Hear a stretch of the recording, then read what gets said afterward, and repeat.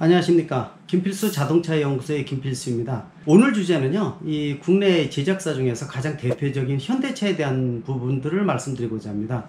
현대차 하게 되면은 현대차 그룹, 현대차와 기아차로 구성되어 있죠.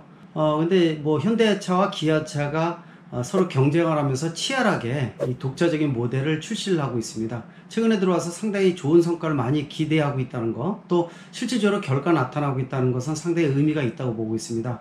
오늘 그래서 주로 말씀드릴 부분들은 현대차의 가능성이라고 볼 수가 있습니다.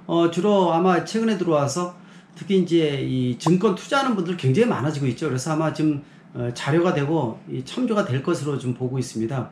현대차가 최근에 주가가 많이 올라갔고요. 또 앞으로 기대하는 부분들이 상당히 많이 있는데요. 물론 장단점들이 존재를 합니다. 그래서 오늘은 현대차의 가능성에 대한 부분들 집중적으로 말씀드리고자 합니다. 현대차 하게 되면 최근에 가장 부각이 되는 것이요, 고급 프리미엄 모델인 제네시스 모델을 한번 보시면 더 좋을 것 같아요. 이 몇 년 전에 미국 시장에서 그냥 실용적인 부분에서 좀 고급스러운 차의 이미지가 상당히 강했던 게 제네시스입니다.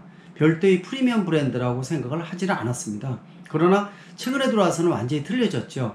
현대차 프리미엄 브랜드라는 이미지가 상당히 좀 강해지고 있고요. 나름대로 저도 자문을 해주면서 일반 이 제네시스에 대한 부분들은 방향 설정을 굉장히 잘했다고 보고 있습니다. 미국 시장에서 북미의 올해 차에 선정이 되면서 나름대로 괜찮은 좋은 차의 이미지를 강조를 했었고요.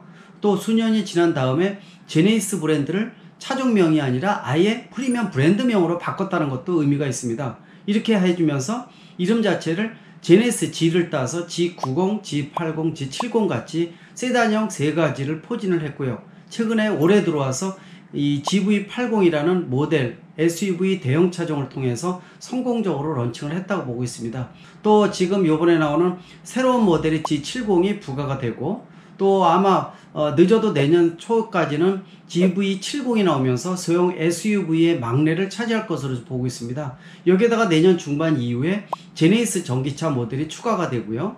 또 요새 고성능 프리미엄 고성능 브랜드인 M 브랜드를 제네시스에다가 어떻게 부가시켜주느냐도 하나의 숙제라고 볼 수가 있습니다. 이렇게 해서 실질적으로 차종 자체가 6개, 7개 차종을 제네시스 군을 형성을 하게 되면요, 제네시스 브랜드를 독자적인 모델로 분리시키는 것이 가능하겠죠.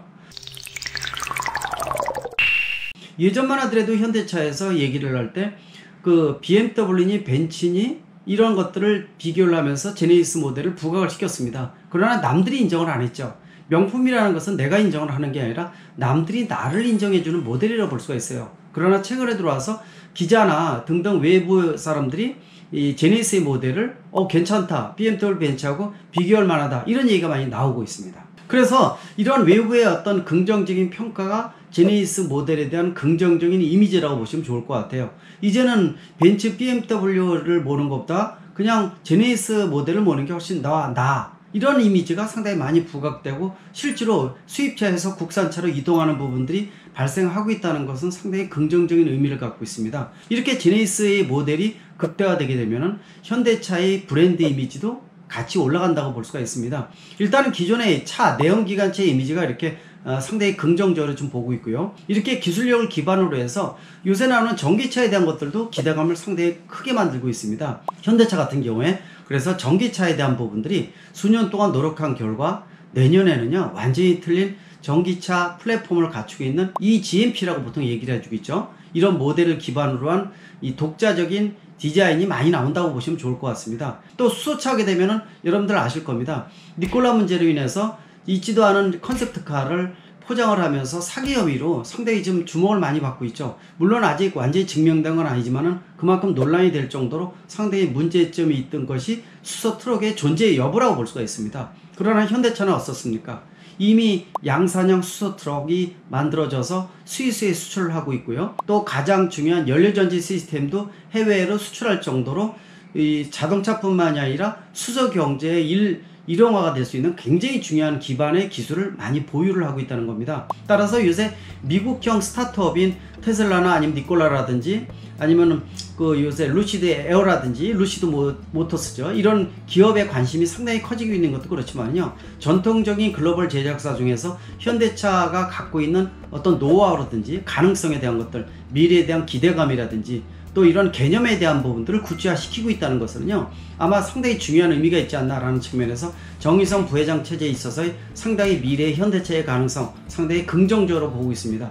아마 투자하시는 분이라든지 이런 분들은 아마 이 현대차에 대한 가능성을 상당히 크게 보면 좋을 것 같고요. 가치에 대한 것들 상당히 더더욱 의미가 강조되면서 커질 것으로 확신하고 있습니다. 고맙습니다.